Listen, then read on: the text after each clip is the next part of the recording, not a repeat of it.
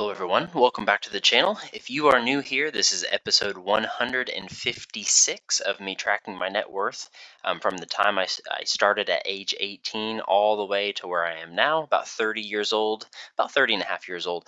So it's now November 2024, and let's check in to see how I did. So income this month was $20,105. So I knew it was going to be a heavy month in terms of income. I spent probably 3,000 of that early on paying off our house last month. So really it was about 13,403 like it was last month. But nevertheless, 20,000. It was a 3 paycheck month this month. I paid 3,631 in taxes. That has changed a little bit. I have maxed out I think it's Social Security income that's allowed to be pulled out of my paychecks, and I think that's roughly 170,000. Once you hit that that requirement there, then they stop pulling Social Security out. So I am bringing home a little bit more these past couple months, but they are taking a little bit less in taxes there. 401k, I'm still just putting the minimum for my company, which is 6%, and they match me 6%. So this month was 1,206. I'll probably circle back to that here in a little bit. We have a lot sitting in 401ks now, and then I have some opinions and some, I guess, questions for everybody on what to do with the 401k. HSA this month, $950. Insurance was $517, and then take-home pay was $13,796. And then for my wife, she's doing some adjunct teaching. She made $1,600 and brought home $1,300. The two rental properties brought in $2,525, like they always do. And then for December, it's going to be the same as what it was in December of 2023.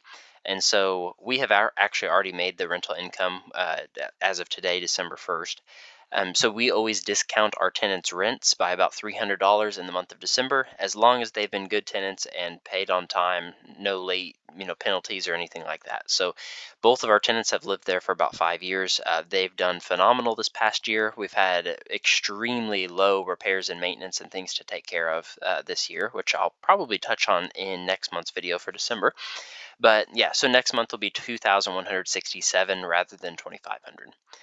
And then for other income, we just missed something by probably a day or two. In the next couple days, the timing of the update is very unfortunate. I've mentioned for the past 2 months, I am anticipating about $14,000 to come in from this invasive species program that we are doing. We live on 66 acres. We're killing off invasive species on our property. The government will give grants to people who take care of their properties, and so eradicating invasive species to help native species thrive.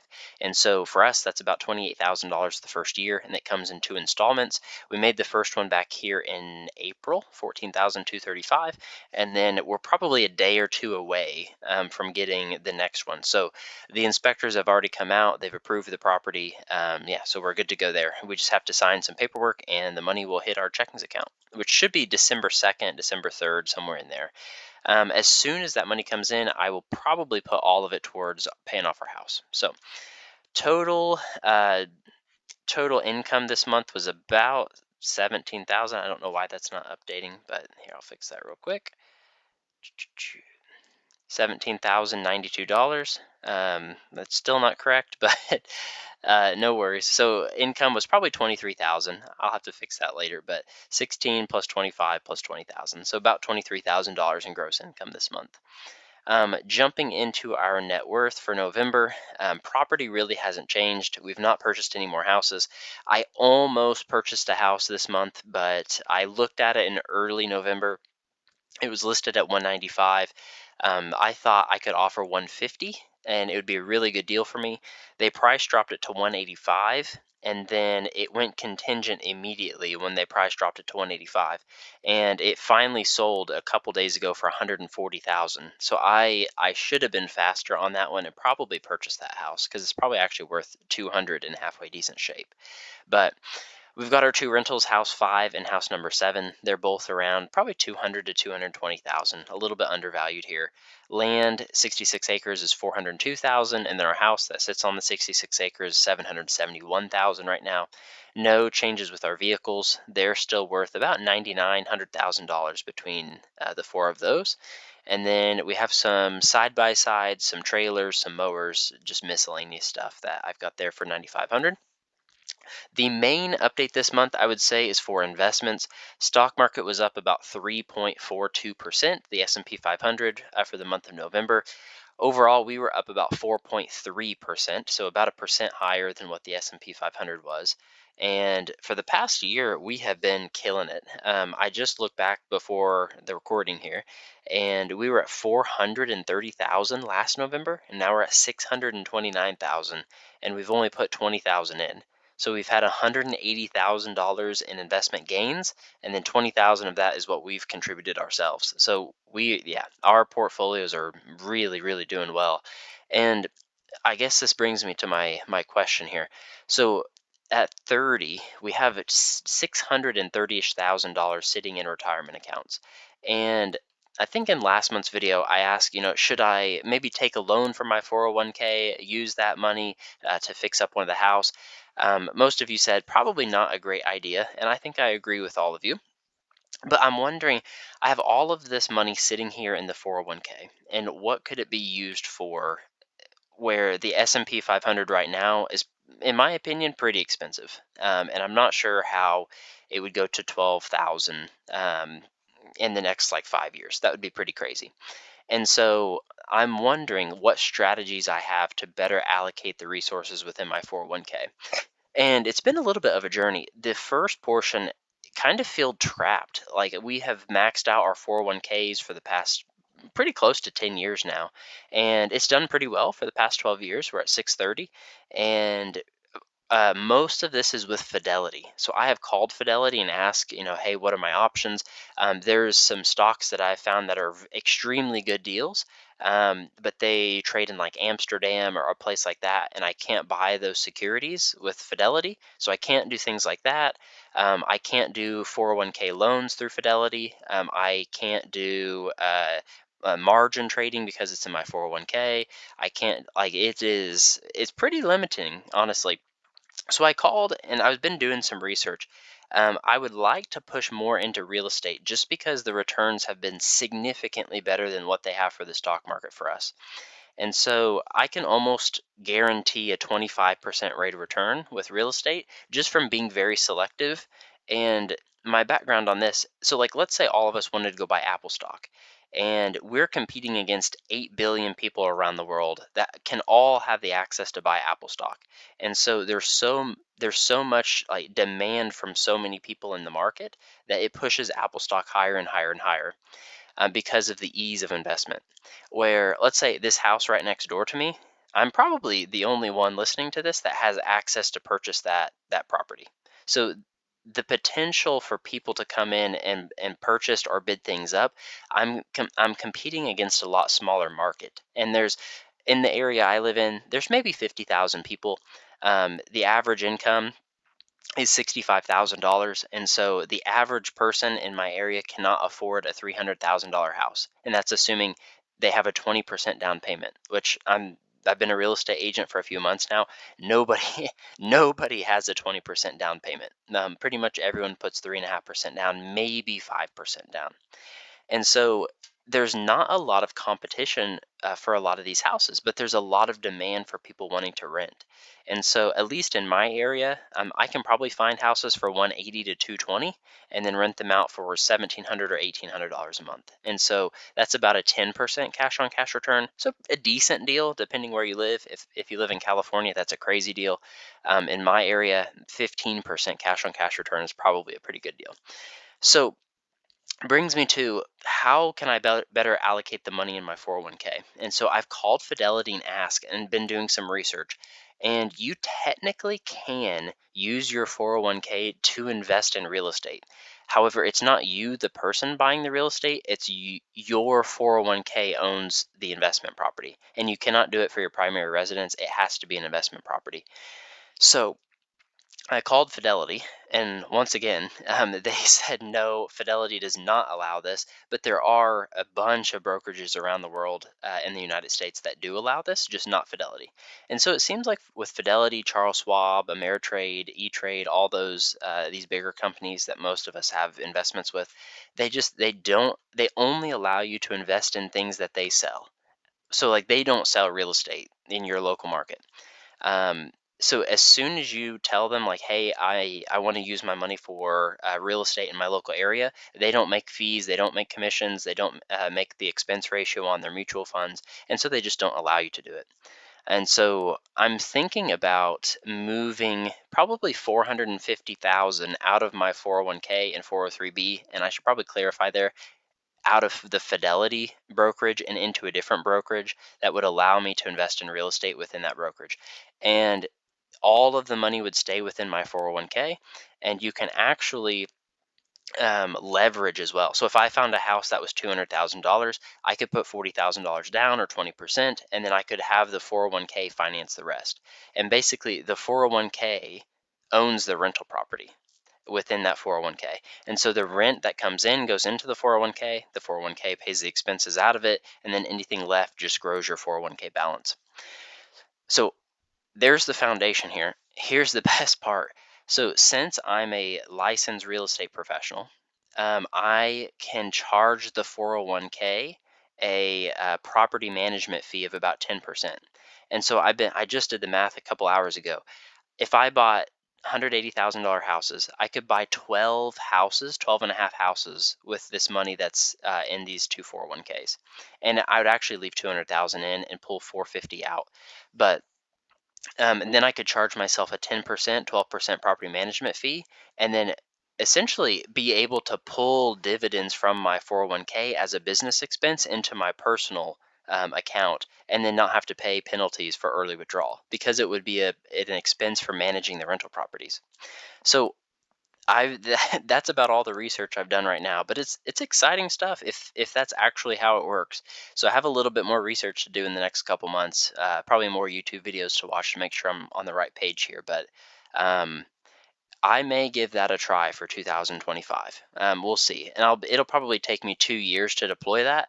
Um, to find 12 houses that are 10% cash on cash returns, it's not super difficult in my area, but it's not something that's going to take me a month or two. It'll probably take me a year or so.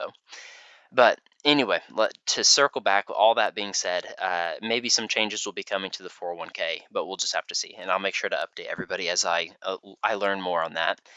Um, so my 401k was up about 10,000 this month, and my wife's 401k was up 13,000. And so mine is mostly in mutual fund or money markets right now, so it's pretty safe and conservative. My wife's is all S&P 500. So hers pretty much followed the market at that 3.5%. So house number 5, house number 7, our two rental properties here made the minimum payments. These are at like 3% interest on 30 years, so I don't really have a need to pay those off anytime soon. Land number 8, same story on that as well. That's the 66 acres. I mean, it's worth 402 and we owe 185 on it. And so we're at less than 50% debt to equity ratio on that. And so it's at 3.7% on a 15-year. And so our payment's 1591 a month. And so I'm just paying minimums on that since the interest rate's so low. And then I am just honing in here on house number 8. So we've been just grinding this away for probably the past year or so now. We'll go back a little bit. We owed 686 when it was built in June of 2023, and we've whittled that down to 411,000, and it's worth about 771. So we're almost 50% debt to equity ratio. We should be next year. But this month was a pretty it was interesting because of the timing, I would say. I would say we did pretty well. We probably saved $2,000 or $3,000 overall. We had to pay for more invasive species management, and that came through at the very end of November, about November 28th, which was about $3,400. And I was anticipating that $14,000 to come through, and it just didn't quite come in yet. So the timing is horrible for the update. But even with dropping $3,500, our checkings account is sitting at 38,589. So we were negative 14-ish $1,000, $1,400 this month, mainly from paying the 3,500 to the invasive species people. However, in the next couple days, I'll get that 14,000. I'll replenish that back to $40,000. I'll put the rest of that towards house number 8, and it should probably in a couple days I'll be below 400,000. So we should be at 396, I believe, which will put us right on pace. Let me see here. Yeah, that'll put us as almost $100,000 a year, or right on 100,000 a year payoff on house number 8. So it interesting perspective, I guess, with that is we're paying off $100,000 a year in principal, which seems great. It's probably a lot better than the average, but man, it feels slow to have another 4 years or so to knock out house number eight. And it should go a little bit faster, but as we get closer to the end and more of the payment goes towards principal. But yeah, definitely feels kind of slow, 5, 6 years to pay off the house. But I'm probably just complaining there. So we'll keep whittling away at house number eight and see how that goes for next year. But checkings account, like I said, a little bit negative at the end of November, but no fear. In a couple days, that'll go probably up to 57,000, and we'll have too much in there and have to deploy some to house number eight. Rental checkings did pretty well this month.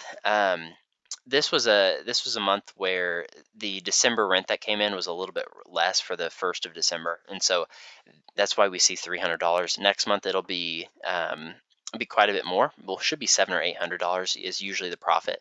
And if we look back for the past year, we are at, let's see here, for December of last year, we had 20 or about 20,000 in that account. We're at 27,000 in that account right now. So we're saving about 7,000 a year in profit.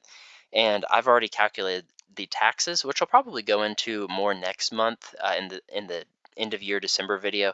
And I've calculated all the taxes for the rental properties. They've actually done phenomenal this year. We've had very low expenses. We've not had any major repairs. We've had a lot of minor repairs, but I would say 90% of those I've went and fixed on my own time, and they've not been very urgent. We had a couple plumbing things that came up, but really repairs and maintenance have been very low. So that's great to see. But to wrap things up here, total cash 65,000. Net worth it crossed over to 1,606,000. So it's looking like we'll finish the year off probably somewhere in the 1.63 million, 1,630,000 range. Just because of that 14,000 that'll come in, and then I'll make two more paychecks for December. So yeah, sorry, Ritz. Yeah, I beat your 190, our 1,590,000-ish guesstimate for the 2024. But who knows? Stock market could crash over the next month, and I could go back down, and you could be right. So yeah, we'll see how it goes for the next 30 days. But I would think by 2000, this time next year, I don't think it's crazy to guess a $2 million net worth. It looks like we're moving up, usually around 30,000, 40,000 a month, saving about.